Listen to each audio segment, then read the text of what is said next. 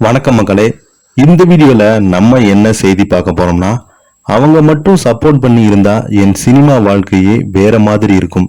திருமணத்திற்கு பிறகும் பறிபோன சினிமா வாழ்க்கை குறித்து சாந்தி பிரியா பேசியிருக்க வீடியோ சோசியல் மீடியாவில் வைரல் ஆயிட்டு வருது. வாங்க என்ன தகவல் என்ன செய்தின்னு இந்த வீடியோல முழுமையாக பார்க்கலாம். அதுக்கு முன்னாடி முதன்முறையாக நம்ம சேனலை பாக்குறீங்கன்னா சப்ஸ்கிரைப் பண்ணாதவங்க எல்லாம் சப்ஸ்கிரைப் பண்ணிக்கோங்க. பெல் பட்டன் சிம்பல் அமைக்கி நம்ம சேனலோட நோட்டிபிகேஷனை எனபிள் பண்ணிக்கோங்க. நாங்க போடுற வீடியோ உங்களுக்கு உடனுக்குடன் வந்து சேரும். பிரபல நடிகை சாந்தி பிரியா சமீபத்தில் அளித்திருக்கும் பேட்டி தான் தற்போது இணையதளத்தில் வைரல் ஆகி வருகிறது.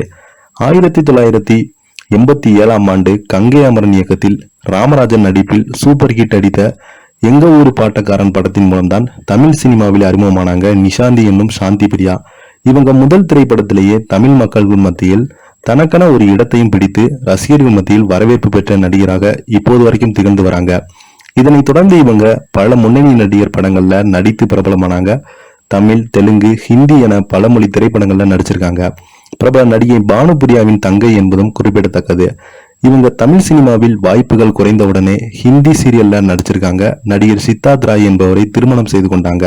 இந்த நிலையில்தான் சமீபத்தில் அளித்த சாந்தி பிரியா தனது வாழ்க்கை, கெரியர் மற்றும் திருமணம் போன்ற பல விஷயங்களை பேசியிருக்காங்க.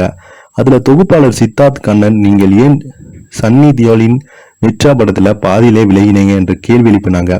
அதற்கு சாந்தி, அந்த படத்தில் நடிக்கும் போது எனக்கு சொன்ன கதை வேறு, அங்கு நடந்தது வேறு. எனக்கு என்ன கதாபாத்திரம் சொன்னார்களோ அதே போல அங்க இல்ல. அதனால் என்னுடைய செக்ரட்டரியை அழைத்து இந்த படத்தில் நான் இனி நடிக்கப் போவதில்லை என கூறினேன். அதற்கு பிறகு இதை குறித்து தயாரிப்பாளருடன் பேசிய போது நான் சில மிரட்டலுக்கு ஆளாகினேன் என்று சொல்லியிருந்தாங்க. அதற்கு பிறகு சினிமாவில் இருந்து விலகியதற்கு சாந்தி பிரியா காரணம் சொல்லியிருக்காங்க.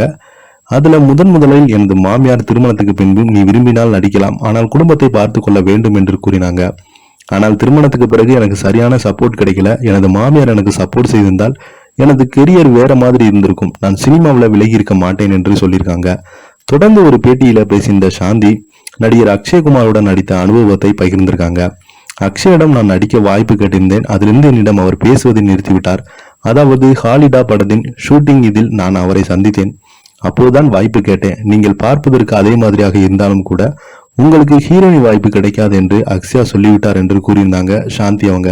கடைசியாக 1994ஆம் ஆண்டு வெளியான லக்கி பி லக்கி என்ற படத்துல சாந்தி பிரியா நடித்திருந்தாங்க. அதற்கு பிறகு 2022ஆம் ஆண்டு சரோஜினி நாயுடன் பயோபிக் மூலம் கம்பேக் கொடுத்திருந்தாங்க. தற்போது இவங்க தரிக் பேங்க் என்னும் ஹிந்தி சீரியல்ல நடித்து கொண்டிருக்காங்க. மேலும் வெற்றிமாறன் தயாரிப்புல வர்ஷா பாரத் இயக்கும் படத்துல முக்கிய கதாபாத்திரத்துல சாந்தி பிரியா தமிழ்ல ரீஎன்ட்ரி கொடுத்திருக்காங்க. இப்ப பாத்தீங்கன்னா இவங்க கொடுத்த பேட்டி சோசியல் மீடியாவில் வைரல் ஆயிட்டு வருது. இதை பத்தி நீங்க என்ன நினைக்கிறீங்க? கீழே உள்ள கமெண்ட் பாக்ஸ்ல மறக்காம பதிவுங்க. நன்றி, வணக்கம்.